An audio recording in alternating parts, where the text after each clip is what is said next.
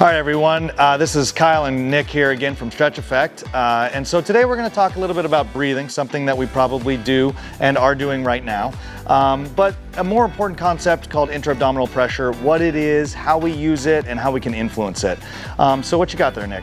So we are going to represent our core and intra-abdominal pressure with this cup here. So the diaphragm is the uppermost portion of our core. The diaphragm is the breathing muscle that is usually being done for us when we don't have to think about it. But we can also override and breathe on our own. And sometimes we have to do that to kind of reset and retrain the diaphragm to work properly, okay? As we come down, we have the core muscles here and we have the tops of the ribs. Inside the cup is the balloon, which is the intra-abdominal pressure. So when we create good intra-abdominal pressure, now we have a more stable core here. I cannot squish this cup no matter how hard I try, right? As we look at it in a 360 model here, all the way around we have our obliques, our transverse abdominis, all the way back to the spinal segments here. Now you can see that it's a 360, right? So if we're breathing and we're using intra-abdominal pressure, we don't just need it in the front or the side, we need it through the back. We need it all the way around to create a nice stable core segment for us to move from, for our arms and legs to do what we need to do for our lifting or our high level sports and activities. And some of that's also relative to position though, also, right? So if we have this normal natural scissoring that can take place, right? These are not going to be in alignment with each other, so we don't have our diaphragm and our pelvic floor in alignment with each other. So they wouldn't fire well, they wouldn't activate well, we wouldn't get the most out of it, we wouldn't be able to produce the most force, we also wouldn't be able to unload some of the structures along the spine as well. So for any of us with back pain, this would be a very relative concept for you. Today we're going to go over some applications from lifting. Some of us might have some kiddos, talk about what does that look like with some squirming things that move from the ground. And we want to talk about generating force and power efficiently as well. Now, sometimes in this world we have stress and other things. Now what happens when that happens? Right, and so, typically like we said earlier, the breathing pattern is going to be happening for us, right? Now, sometimes we get stressed out, there's some anxiety, and then we start breathing through our chest, we start breathing through our upper traps and our scalenes. And that can start leading to things like neck pain, upper back pain. Everybody's experienced that pain in between their shoulder blade or their scapula and their spine that they can't get rid of no matter how hard they foam roll and how hard they dig in there. Well, maybe that comes from the breath and not breathing properly. We call that paradoxical breathing. So we're using these accessory muscles, which is their secondary job is to assist with breathing, but not their main job, like the diaphragm here. So if we can get the diaphragm to work properly and efficiently, then maybe we don't have to use those accessory breathers and then can potentially get rid of those nagging pains up in the upper shoulders and the neck. And if we're talking about doing this like 24,000 times a day wrong, it's going to be a really hard thing to write. Probably a problem. That'll be a problem. So hang on tight, join us for some examples and some drills at home.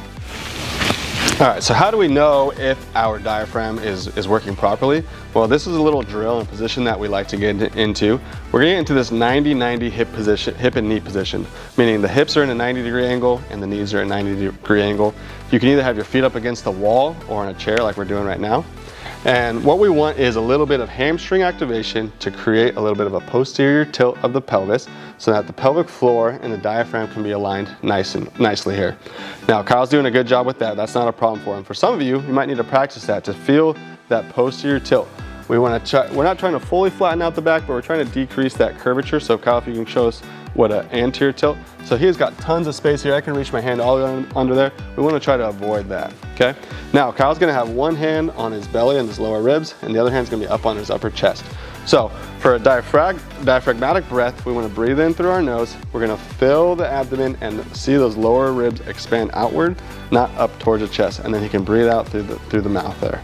Now he's gonna demonstrate a paradoxical breathing, which is up in the upper chest, upper ribs. We might even see some scalenes, upper trap or levator activation. Those are accessory muscles that can aid in breathing but should not be our primary breathers. So now we can make a drill here for the diaphragm and see how well we're able to keep intra-abdominal pressure, and all we need is a balloon. So we're gonna have this starting position. Kyle's going to inhale through his nose slowly, exhale into the balloon. He's gonna lift the tongue to the roof of his mouth. He's gonna pause at the exhale, inhale, and then exhale into the balloon. Pause, 1, 2, 3, inhale. Exhale into the balloon, pause, 1, 2, 3, inhale, exhale into the balloon, and pause, 1, 2, 3. Good, Kyle. Now, Is that an easy drill? That is not an easy drill. That's a difficult drill. Now, if we're having problems or difficulties maintaining our intra-abdominal pressure with our diaphragm, what you would see is that balloon is just going to force that air right back into your mouth. Okay, so it's going to take a little bit of practice to master this. We've been practicing this one here a little bit with Kyle in order to get that proper diaphragmatic activity and maintaining that intra-abdominal pressure. So go ahead and try that one out and let us know what you think. Okay, so now that we've learned how to properly use the diaphragm and create intra-abdominal pressure, we need to apply it. So Kyle's going to demonstrate one of the most common and problematic lifts is the deadlift.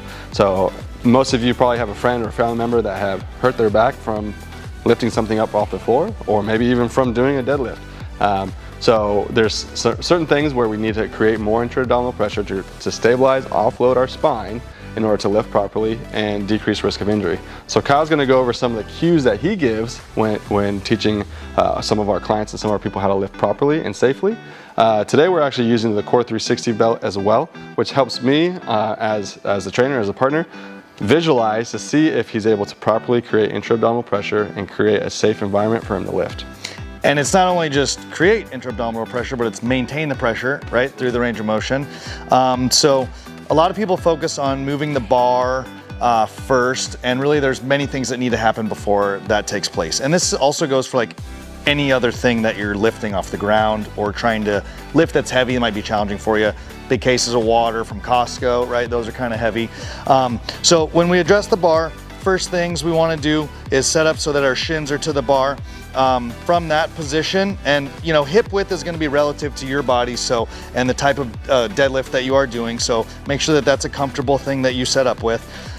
From hand position, we're going to be just outside, and what we want to do is we want to try and pull our hips underneath us. And so what that would do is it would take my chest, and I should be looking straight forward, so I shouldn't be bent over with my chest towards the floor. From that position, now we're going to want to try and create some tension, pre-tensioning the bar before we lift. So that's gonna help me sit back into my hips, and you're gonna hear that I get tension on the bar first. But we're gonna talk about, at that point, we're gonna create more intra-abdominal pressure. We're gonna create that fill. You're gonna see a spike on the Core 360, and then from there, we're gonna perform the lift. So we're gonna come down, shins are gonna be to the bar, knees are gonna be slightly out. We're gonna drop those hips down, chest up, and then from this position, we're gonna push the floor away, keep the lats down nice and tight, lift up. From here, we're gonna go into our deadlift, come back up, drop the bar back down. Still gotta be able to breathe through that the whole time, but we gotta be able to maintain that pressure through the range of motion. And what we saw here on the own track and using the Core 360 was the pressure rose just before lifting. It maintained on the way up and actually even came even higher up on the way back down. So as he was controlling on the way down, he was controlling the bar, utilizing intra-abdominal pressure throughout the lift. And sometimes, you know, even as a parent, we have children, they're on the ground, they're squirmy, they move, and we gotta get them off the ground. And so it's the same technique. We're gonna come down, I'm gonna load my hips, pre-tension my lats, think about pushing the ground away, create that intra-abdominal pressure, lift them up, hold them tight. Now I'm still holding them because we're carrying, we're walking, we're stabilizing.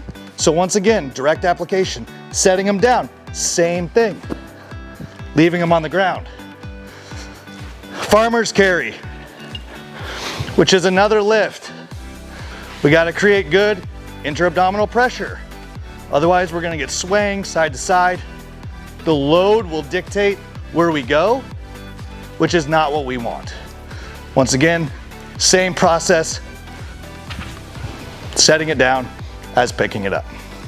So be sure to use some of these techniques and let us know how they go. Great, so now we've learned how to use the diaphragm, we've learned how to create intra-abdominal pressure, and then we've learned how to train it with some of our other lifting techniques. Now we need to apply it. We gotta add it into our sport. Put it into play. So we'll talk about with the golf swing. So one of the most common injuries we hear about, or complaints we hear about from our golfers, is the low back pain, right? There's many reasons this can happen. One of them may be because they're not properly stabilizing or unloading their spine when they're in that golf posture, right? Now, we can maybe help benefit that utilizing our core, utilizing intra-abdominal pressure, utilizing the diaphragm properly in order to stabilize the spine. There's also some other things that we want to think about, maybe increasing contact and some power, right, Kyle? Right, so I mean, there's the skill itself, right? You gotta make sure we contact the ball, but we gotta stay safe, number one, because we can't play hurt. And then two, we also wanna generate some force, generate some power, impress our friends, all of those types of things. So maximize potential. And with intra-abdominal pressure, one of the big things is that it's gonna help us take energy from the ground, which is where everything starts, and transfer it to our upper body and eventually to our hands. And that's when the ball does what we want it to. If we lose that, that's where the low back injuries happen, and that's where your friends outdrive you. So, you know, when we talk about, just like on the deadlift, preloading, if you will, in the golf swing, it's as we're starting to wind up and to create that force, we want to create an inhalation and create fill. As we come down into the ball, we're gonna eventually come out, and that's gonna exhale as the ball is taking flight. So we would just come back, take it out, nice exhale, but we gotta make sure that when we do that, that this is at its peak when we're generating the most force, which is right before when the ball is being hit. Nicely done. So we hope that you can utilize these new found skills of engaging the diaphragm, using it properly with the core, in conjunction with the core, all the way around in that 360 model, utilizing it with your lifts, utilizing it with your training, and then utilizing it when you're having fun out on the golf course or playing the sport or the activity that you like to do most. Maybe it's even playing with your kids or your grandchildren. So as always, move free and live well.